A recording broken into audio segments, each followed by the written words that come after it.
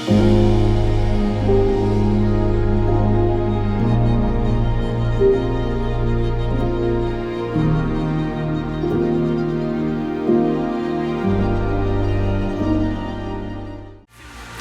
right, guys. I gotta be the guy that kills the new conversations. I promise you can keep them going over brunch or something. And you're like, who is this guy and what right does he have? My name is Kyle. I am a church planter in Ojai, a church plant that you guys have supported just so generously and kindly. And I'm excited to be here with you today. I got to be here a couple times last fall. And I was stoked to come today because my head has needed that tan, and then you moved inside. But I'll be okay. We'll be all right. If this is your first time here, or if this is your first time in a while, right now, we are in the midst of a series where we're looking specifically at the words of Jesus. Why is that important? It was really important to me. I went to church for 3 years. I would have never called myself a Christian. I went because the girl that was inviting me was cute. And I kept showing up because of that, but then all of a sudden, Jesus' words started to mess with me. And I'd been told and taught false things about Jesus all the time growing up. And so I go, okay, I just want to go to him. I just want to hear from him. In fact, I made this little deal with God. I was like, God, I'll read the Gospels. That's all I'll read. I won't read the rest of the Bible. I'll just read the Gospels, and I would look at the words of Jesus. So when Brent told me you were in this series, he's like, come on up. I was like, yes, these are still, man, they are some of the most personal and powerful words in all of Scripture for me because they changed everything for me. And I don't know where you're at when it comes to Jesus. I know that some of you are here and you were sold out and you've been following him for a long time. And some of you are here because it's just kind of, you may have been sold out back in the day and now it's just kind of like what you do. And some of you are just here going like, I'm not sure. Again, I'm like you, Kyle, 20-something years ago. I'm here because he or she is cute, right? But today we get to hear from him. As much as I'll be speaking, we'll be looking at his words and listening to what he says about himself. And I love it because I think every one of us has been taught, whether through culture, whether through tradition, just in life, we've been taught things about Jesus that aren't necessarily true. And so today, we get to go to his words, and we get to hear from him. Well, for me, for some reason, God and his wisdom in my life, especially ever since I started into ministry as a pastor, has felt that I've needed to be introduced and connected to people from two locations. One would be Kentucky, and the other would be Texas. So when I met Brent and he was like, yeah, I'm from Kentucky, I was like, of course you are. Like, that's just all I do is meet people from Kentucky over the last 20 years. My wife and I, like our best friends in life over the last 20 years, Kentucky. I meet people in Ventura, Kentucky. I meet people in SLO, Kentucky, right? I'll save the fun stories for another day. Today, though, we're going to talk about my friends, the Texans, okay? I planted a church with my wife in Salt Lake City in 2009, and we were supported by this amazing church from Texas. And they were like, we want to come help you. And I was like, yes, come on out. And they came out, their college group, and they were awesome in helping us get off the ground and helping us get going. But before they left, they wanted to do one thing. They wanted to ski. I was like, all right, guys, have any of you ever skied before? And one guy's like, well, I mean, I think I put on my cousin's skis once. And I was like, oh, that doesn't count, right? It doesn't count. One guy was like, I played it a lot on my video games. I played the snowboarding game. I'm like, that doesn't count either, right? Like, all right, here's what you need to do. You need to get lessons, and you need to get good skis or good board to rent, and then we'll go up and we'll do it. And they were college kids, and they were like, I'm not spending money on lessons. And what I found out is they certainly weren't going to spend money on gear that would keep them warm. So they showed up to the snow on the hill, and they were wearing jeans, okay? Which, when you ski a lot, like I grew up there, I grew up in Utah, I've skied since I was 9. When people come to the slopes in jeans, you know one thing is going to be true. They're either going to be amazing or amazingly bad, right? And so I'm like, what about lessons, guys? You got to do lessons. I just think we can figure it out, right? I mean, gravity helps us go down, right? And guys, I wish I would have had my video.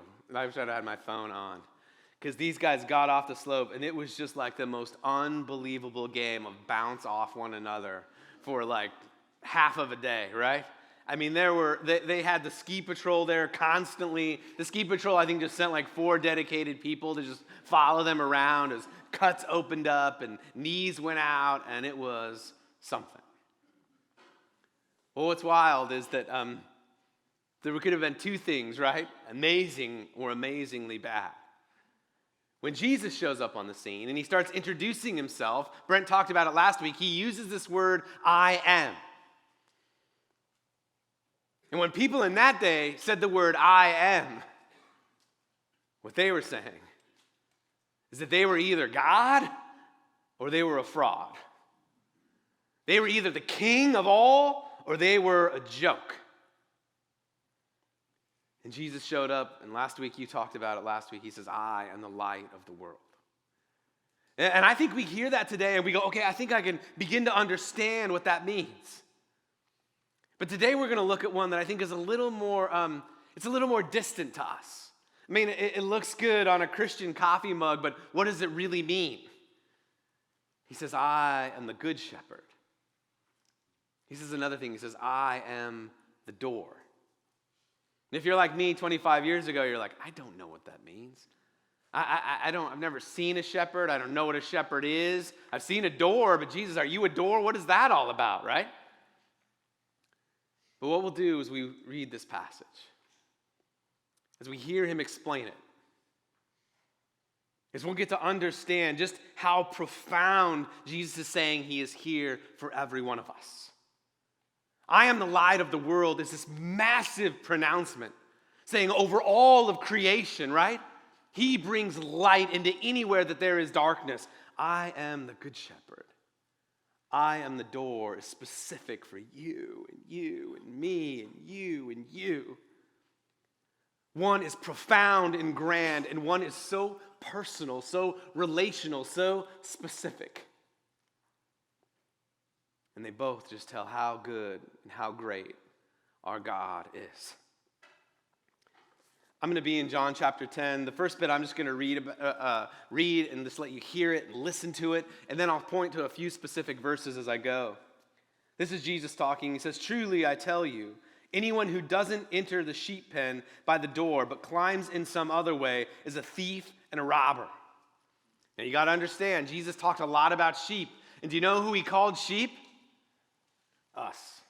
It's not super flattering. It's not super thrilling. But just deal with it, okay? You got to get it. You got to take that in.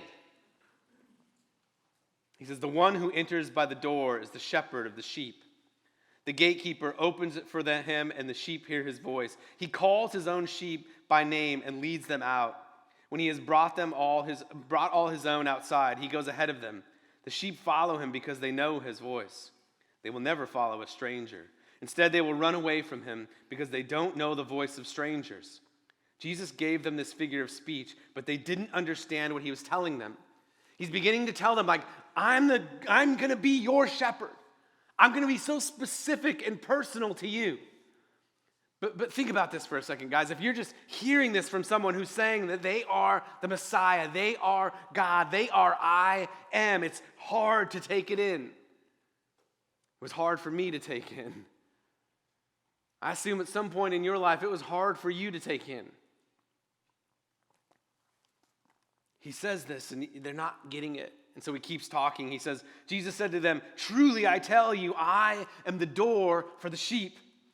All who came before me are thieves and robbers, but the sheep didn't listen to them. I am the door. If anyone enters by me, he will be saved, and he will come in and go out and find pasture. A thief comes only to steal and kill and destroy. I have come so that they may have life and have it in abundance.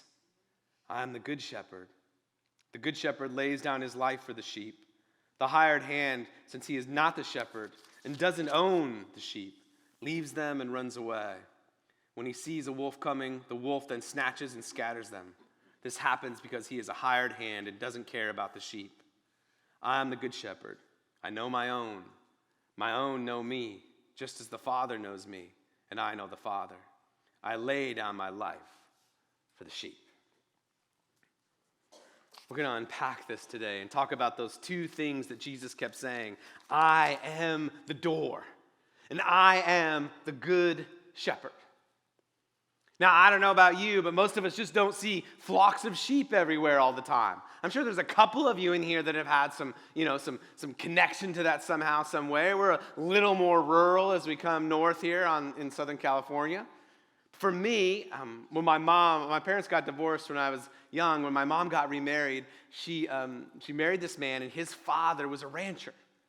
And in the summers, we would go to his ranch, and one of the times he was like, hey, you guys want to go take supplies to the shepherd? And I was like, oh, those guys are real?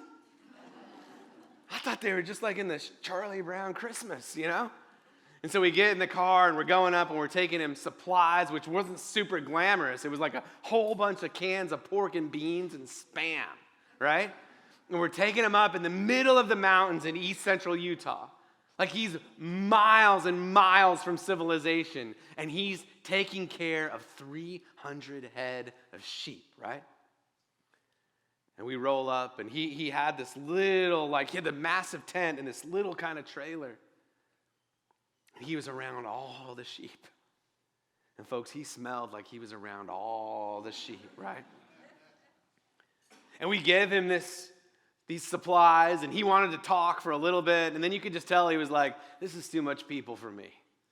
Just need some sheep. Well, in Jesus' day, it wasn't a whole lot different. The shepherd was with the sheep.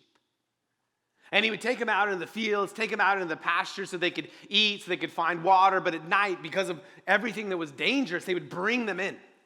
And they would build this stone wall that they would bring them into to keep predators away, right? They would bring them inside, and then there was a door. And they didn't fashion a door. They didn't make a door. The shepherd was the door. Begin to see what he's saying. He's saying, I'm your good shepherd. I'll be with you. I'll know you. I'll understand you. I'll guide you. I'll protect you. I'm your door. I'll open up. I'll let you know when it's time to go out. I'll bring you in, and then I will be the barrier between what is coming after you. This isn't just anybody saying this. This is the Messiah. This is God in the flesh, saying it 2,000 years ago and saying it today. So we're going to talk through just 5 things that we should take in, that we should receive as he says things like, I am the good shepherd. I am the door. The first one is this: he will not abandon you. So if you're wondering, what does this mean? I mean, we sang it in the songs, but if you're wondering, what does this mean for him to be my shepherd? What does this mean for him to be the door? He's basically saying there will never be a time that I won't be with you. He will not abandon you. He will walk with you when it's time to walk. He'll feed you when it's time to be fed. He will rest with you when it's time to rest. If you get into a mess, he doesn't bail on you. He comes after you. Are you lost? He doesn't forget about you. He finds you. He will not abandon you. A lot of people think the opposite of love is hate. The opposite of love isn't hate. The opposite of love is abandonment. It's just being done with someone. When you just walk away from them, you don't think about them anymore. You don't care about them anymore. They're no longer even cause you to give them a second of your time. The God of the universe isn't that way. He says, I'm the good shepherd. He says, I'll be with you. I'll lead you out. He says, I'll be with you. I'll bring you in. He says, I'll give you rest. and then I'll be the door. See, this isn't just a statement for a coffee cup or a Christian t-shirt. It's God saying, I will be so personal to you.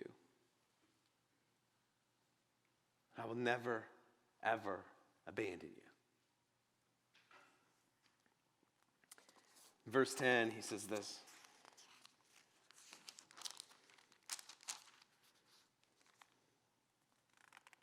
See if I can find my verse 10. Sorry, guys. He says, a thief comes only to steal and kill and destroy. I have come so that they may have life and have it in abundance. See, not only will he not abandon you, but he is here to protect you. And there's two ways as we think about him as the shepherd and we think about him as the door that he will protect us. And the first one, he's saying a thief is going to come. Like there's going to be evil that comes after you. I've had times where I've given a sermon before and you come down and you have a conversation and someone will go, so really you're telling me in today's world where we know all that we know, do you think there's such a thing as evil? Do you think there's such a thing as Satan, as something that would come against us? What are your reasons? It's like, well, have you seen the world? Also, Jesus. Jesus speaks about it constantly. He doesn't say, oh, that evil thing, just forget about that. It's just made up. He actually says, no, there's a thief and it's real. And he comes to steal and kill and destroy. He's cunning. He says he prowls like a lion. He seeks to devour us, to consume us.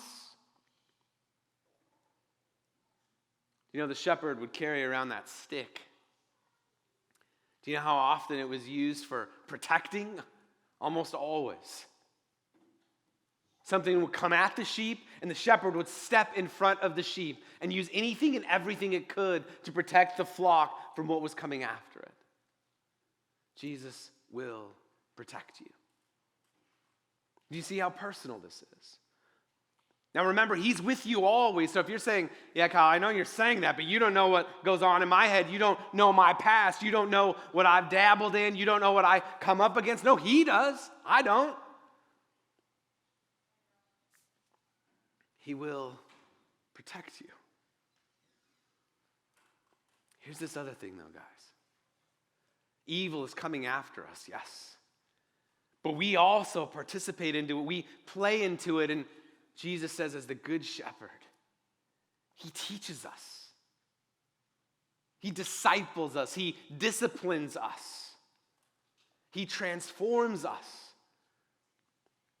So those ways of evil that we've dabbled in or indulged in, when we trust him, when we let him be the shepherd that leads us out, we let him be the door that brings us in, he begins to change us and shape us. The evil is real. And absolutely it comes for us, but sometimes it comes from us. And Jesus, in all of his ways as the good shepherd, deals with it in a way that brings life to us. But folks, here's the other way. As much as evil comes at us, do you know what the Bible says we are as followers of Jesus? We are people of rescue. We are people of hope. So we go anywhere and everywhere to bring people out of that evil, like we're on a rescue mission. Jesus says at one point, the gates of hell won't prevail against his people. Do you know what that means? Like we're storming them. Like we're knocking them over. A lot of times we read that and we think it means that they're outside us and they're keeping us protected. But no, it says the gates of hell won't prevail. Like they can't hold us out as we go in to be people of rescue. He leads us in that. He protects us in that. He's our shepherd in that. Jesus never shies away from talking about the reality of evil. But he also never shies away from trumpeting the truth that our God, in his power and his might, always can overcome that evil. Verses 2-4, when he jumps in, he says this: the one who enters by the door is the shepherd of the sheep. The doorkeeper opens it for him, and the sheep hear his voice. He calls his own sheep by name and leads them out. When he has brought all on his own outside, he goes ahead of them. The sheep follow him because they know his voice. See, Jesus is telling us that he will not abandon us as our shepherd, that he is here to protect us, and that he is our refuge for healing. That we can find refuge in him, and we can heal up from ways we have been hurt, from ways that we have hurt others. He is our refuge for healing. You know, that's one of the number one things a shepherd does, is that when a sheep is hurting, he makes sure that sheep has time to rest up and to heal. He finds ways to protect that sheep, to feed that sheep, to raise that sheep back up to full health. When I was a kid, I made it a sport of cracking my head open. And I did it several ways.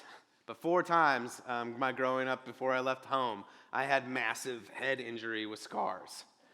And last night, this happens often. I was at the grocery store doing that little Saturday night run for a pint of ice cream, and I see a buddy. And he's in the produce section. I'm coming around with my ice cream, and he's like, "Hey, how's it going, Kyle?" I'm like, "Hey." He's like, "Dude, what happened to your head?"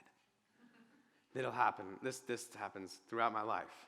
I'll know people sometimes for years, and then the right light hits it. I'm like, "Dude, what happened to your head? You okay?" I'm like, "Yeah, that happened when I was 10. I rolled a 4-wheeler through a barbed wire fence. I don't know why my parents thought it was cool for me to drive a 4-wheeler as a 10-year-old, but they did, and I rolled it through a barbed wire fence," right? He saw my scars.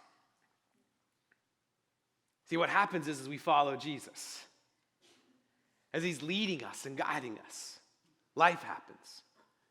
And sometimes we get new wounds, and sometimes we remember old scars. But he is that refuge where we find healing. My oldest boy is going to turn 10 on Friday. And man, I love him to death. I'm so proud of him. And as I see him as a 10-year-old, I remember me as a 10-year-old. And that was the age my parents divorced. And folks, wounds come up, right? I never want him to feel what I felt as a 10-year-old when I remember my dad leaving. And I have a choice. I can go deal with those somewhere. I can try to stuff them. I can try to medicate them. But Jesus has told me he's my good shepherd. He's told me he's my door. He's told me he is my refuge for healing. So I can go confess those to him. I can wrestle through those with him. And know that what he promises me is healing, is abundant life, which we'll talk about in a minute.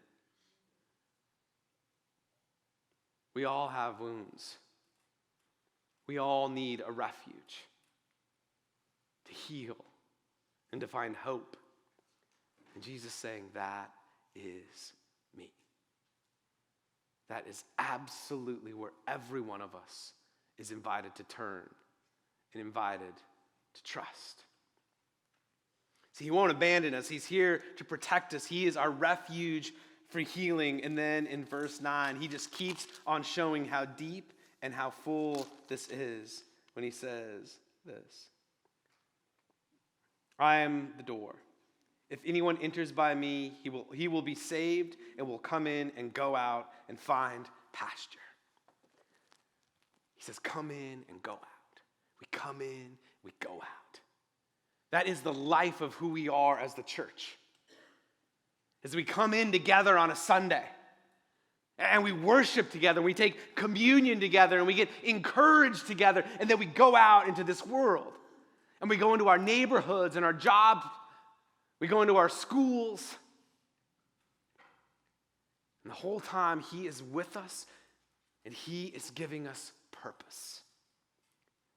See, he is not just a door in the sense of giving us security and giving us protection. It's true, but he's also a door that sends us into purpose. See, God, for some reason, decided in his wisdom that as he leads his rescue mission, he's calling us to join him in it. And then he put in every one of us a desire to know purpose, a desire to want to have our life mean something. And folks, this is where these two marry up. Every one of us has a desire to make an impact in some way, for our life to mean something somehow.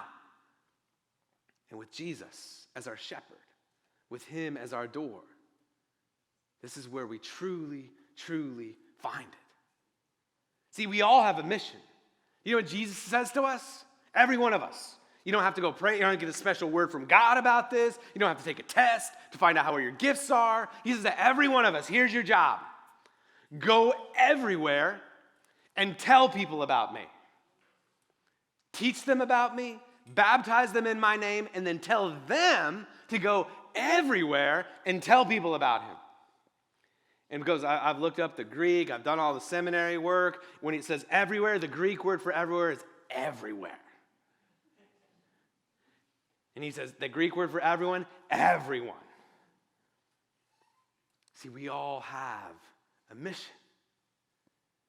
What I love about church plants, the stats back it up, folks. More people are saved from church plants. More people are saved in the first 10 years of a church than something like the next 40 of the life of that church. You know why? Because I think we understand the mission at that point. We're hungry. We want it. And then all of a sudden we get a little more comfortable and a little more comfortable. And then it's, man, that guy sat in my seat. Right?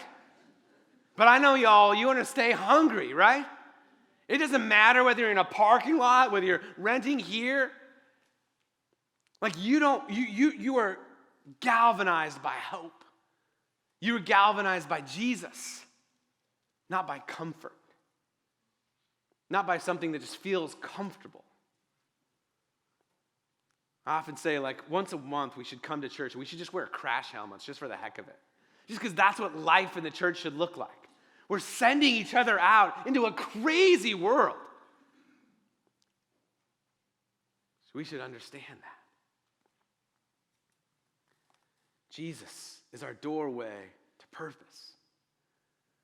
I think it means instead of tamping down when someone's like, I think God might be calling you, and they share it, and it just sounds ridiculous and absurd. I think the more ridiculous and absurd it is, the more we should take note of it. Because that's what Jesus called them to. These 12 guys who really, guys, if you read the Bible, they are not that spectacular.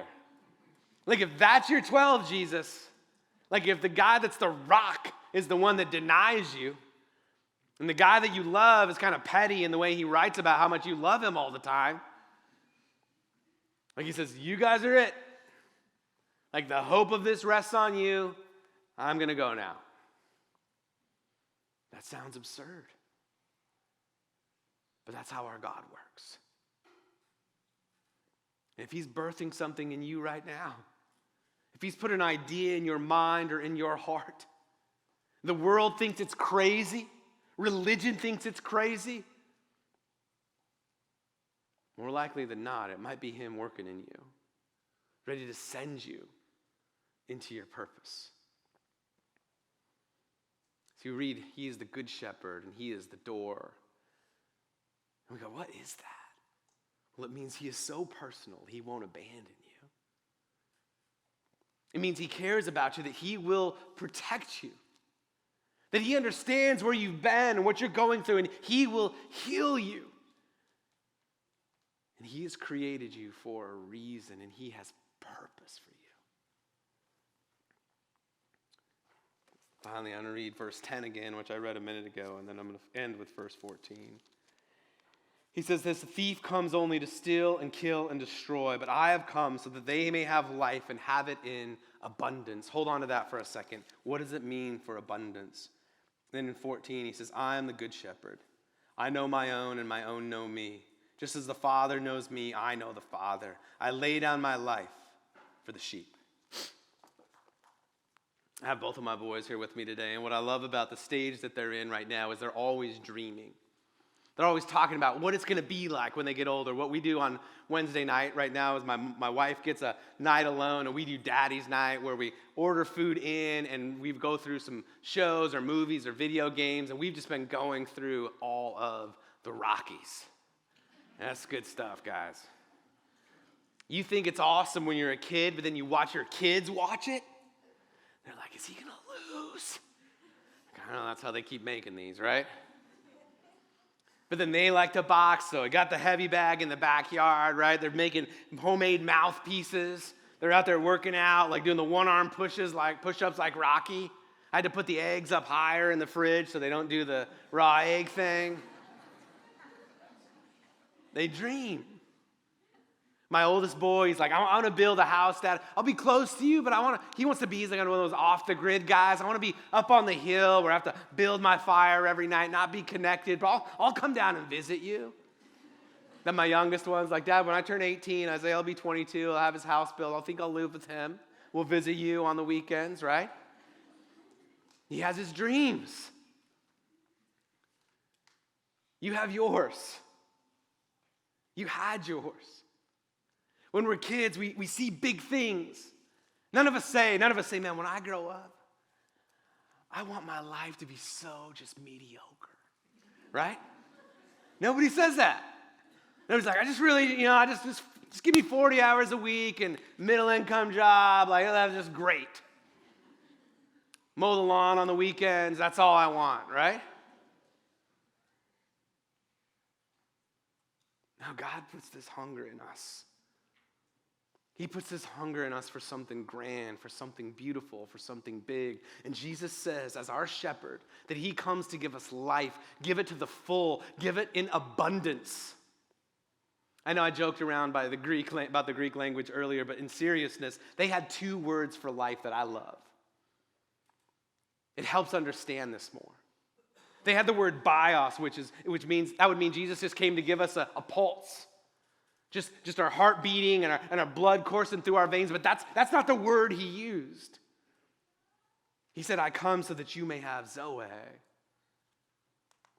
which was this idea of life in its fullness, in its grandest, in its greatest, that was ultimately understood as life with God. See, we have that desire for grander and greater things, because we were created by the grandest and greatest being known. We were created to know him and be in relationship with him. And when we've walked away from him and we've rebelled against him, he hasn't written us off, but he's come for us. He hasn't sent us just an employee, but he sent us a savior. He sent us a shepherd. It says, I'll know the numbers of hairs on your head, which isn't a big deal for me, but is for you. He says, I will know you. I won't abandon you. I will protect you. I will heal you. I will give you purpose, and I will give you the only path to true and good life. What do you dream of right now? I don't care how old you are.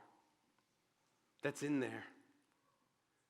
Do you know he sees you today and he doesn't see anyone but his son, his daughter? If you've given your life to Jesus, he looks and he says, man, I'm so pleased. Like just as their dad, like even though they were arguing before I came over, I'm just so happy that my boys are here with me today. I just want you to know them.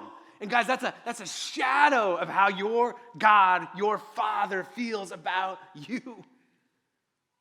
You go, Kyle, you don't know what I've done. I don't. But your good shepherd did. And he said he laid down his life for it. God doesn't condemn you for it. He says, I come to give you life. So as you think today about what it means for him to be your good shepherd, if you need to know that he won't abandon you, will you receive that he is with you today? If you know evil's out there and it's coming after you or it's in you and it's just so tempting, well, you know you can trust him and he will protect you today.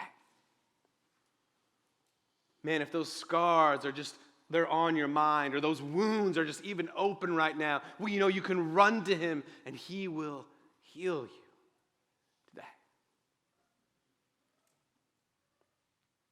If you don't know what tomorrow looks like and it doesn't feel like your life is meaning anything, making an impact, well, you know that as your shepherd, he will give you purpose today. And that as sons and daughters, through Jesus, he offers every one of us true life today. Will you pray with me? God, you are good. God, these sayings are so deep, so profound, so beautiful. Don't let us write them off. Don't let them become a cliche. Don't let them become a slogan. Help us to see just how personal, how real, how deep, and how good you are as our shepherd and as our door. God, as we leave here today, would all of us know that we don't leave you here, that you come with us into our neighborhoods, into our homes, into our marriages, into our relationships. And that throughout the week, we can cry out to you. We can find hope in you. We can be given purpose from you. And we can know true life in you, God. Because of your goodness and your grace, we praise you and thank you. We say all this in Jesus' name, the Good Shepherd. Amen.